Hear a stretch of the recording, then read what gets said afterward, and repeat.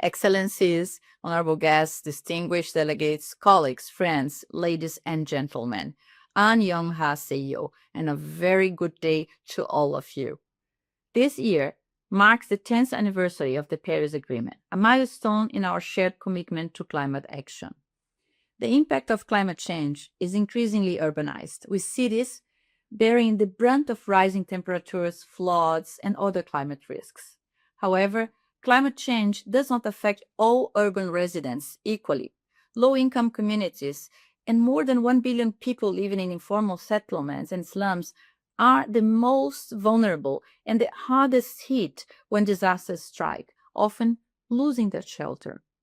Our cities are at the heart of global challenges. This is where many of today's compounding crises converge: the climate crisis, the cost of living crisis, and the global housing crisis, which affects almost 3 billion people worldwide. At the same time, there is growing recognition that cities are not just vulnerable to climate impacts, they are also drivers for solutions. Cities and local governments can deliver progress where it matters most, in people's daily lives. Together with partners like ICLEI, Local Governments for Sustainability, we are working to support local and national governments in integrating urban priorities, including housing, into climate strategies and advancing practical, inclusive solutions on the ground. Housing is not only a basic human right, but also a solid foundation for human development and a cornerstone for resilience.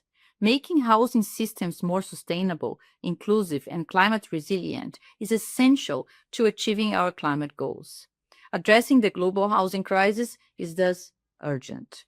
This is why initiatives like CHAMP, the Coalition for High Ambition Partnerships for Climate Action, and SEARCH, Sustainable Urban Resilience for the Next Generation, matter.